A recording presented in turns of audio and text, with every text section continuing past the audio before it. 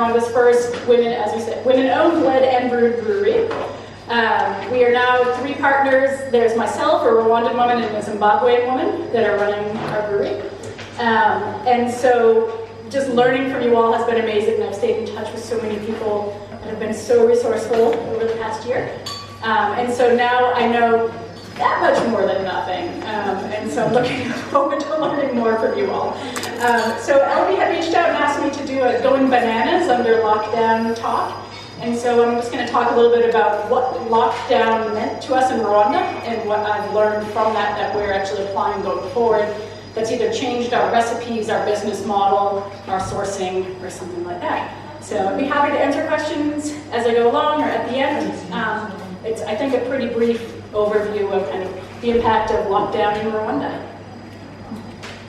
So, as you can see, Rwanda, we're smack dab in the middle of the country. We are landlocked. That means no ports. And also Rwanda has extreme tax laws in order to be protective of its own resources. So we were locked down. I mean, these notices were the initial ones, but we were locked down for, I think, 3 months. No in or out, only cargo that was critical, like food or medicine was allowed in and out. And as you can see, the police were witty, but very serious. They arrested you if they found you outside of your gate.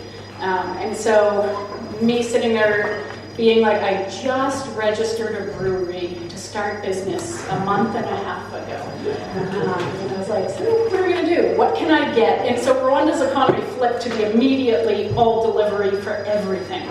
So it just turned into, what can I get on delivery and how do I ferment it? And so the following presentation is the results of this. All right. So what can we get in Rwanda? We can get sorghum, cassava. We have lots of fruits, so we have pineapples. The apples actually went away. That was an initial thing, but we don't obviously grow apples on the equator. Ginger, bananas, and then we have honey and sugar. So it's pretty much my palate. What can I brew with these, and how do I make it tasty and fun? All right. And so Rwandan tax law. If your beer is 70% or more by dry weight imported ingredients, you pay 60% excise tax on your retail. And if you're under that line, so if you're using at least 31% local ingredients, your excise tax goes down to 30% at least. So, challenge accepted.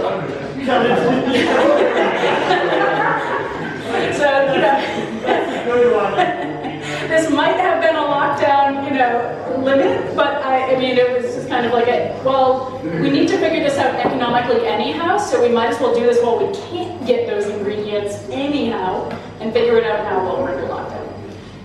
So we just kind of worked on how do we use traditional methods and ingredients and start to use modernized things so that we can make sure we keep our sanitation and everything up. And how do we do this so that we make sure that we are economically viable, climate smart, local produced, etc.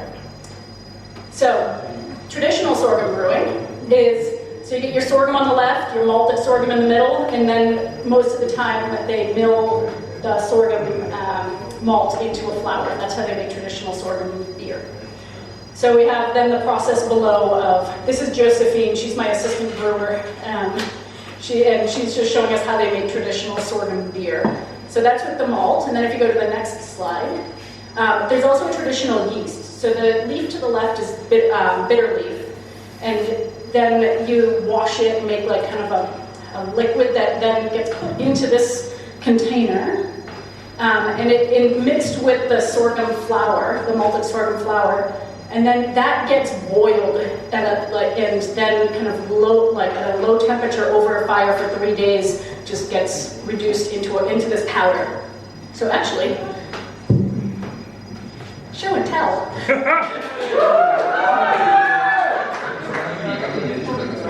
So there's two different. This is the sorghum, the traditional sorghum bitter leaf yeast. One of them is made during dry season and one is made during wet season, and so they have different bitterness levels. And so that's what we end up with, is this yeast. So we've been looking, and there's also another critical step where this plant, I don't know if you guys have it down here, it's called pencil cactus.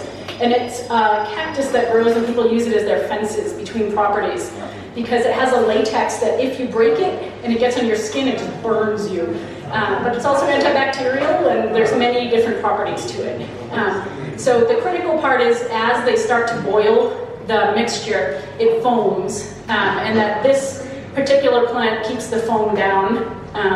And I'll be interested to talk to some of you about theories about why this whole thing works. But anyway, so we looked at yeast. Next slide. And then we started looking at sorghum hybrids. So how can we brew a sorghum, but also bring in that body and do different things? And I think Donnie's been doing this too, right, with sorghum and cassava?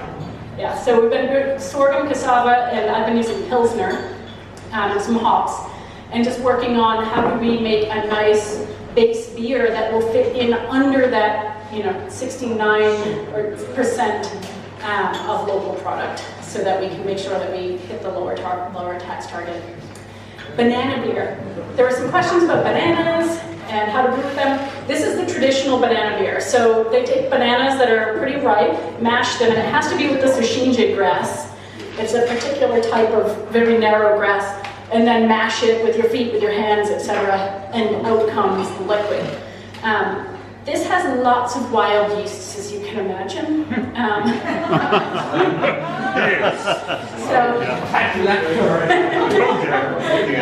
So there's one, it's people drink it, but it's not exactly, on the menus of the. So,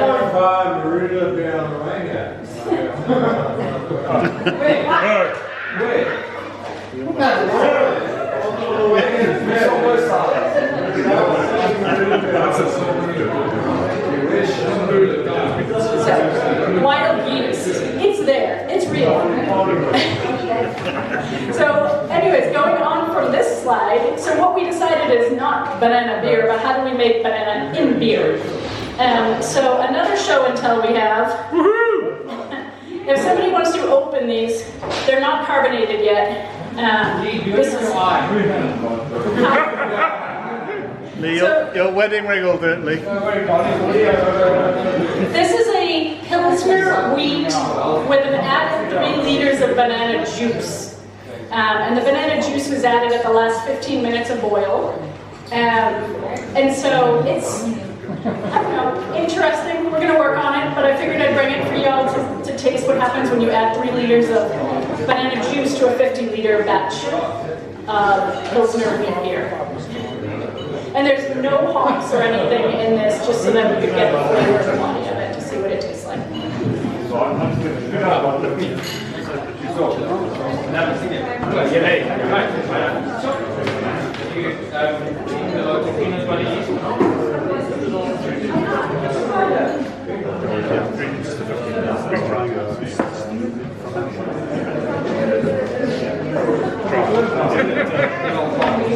So this is our very first trial of what happens when we start mixing banana juice with other beers, so that we can start to hit our 70% limit. So anyone that has feedback for me, please come and tell me afterwards, because we're just going to continue to work on this. That was trial 1. All right, next slide. So then what else did we have? Like you guys, we went to the... Hey!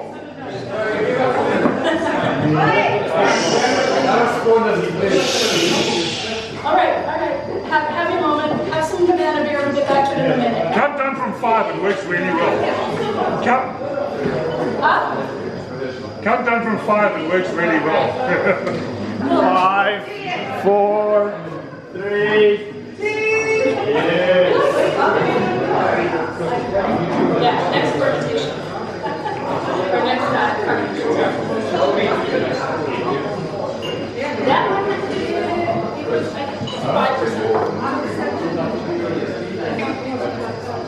It tastes stronger, right? Oh, yeah, no, 5%. Because, actually, Julia, can you go back one slide? As a 1.08. So like we did, we put in 3 liters of it.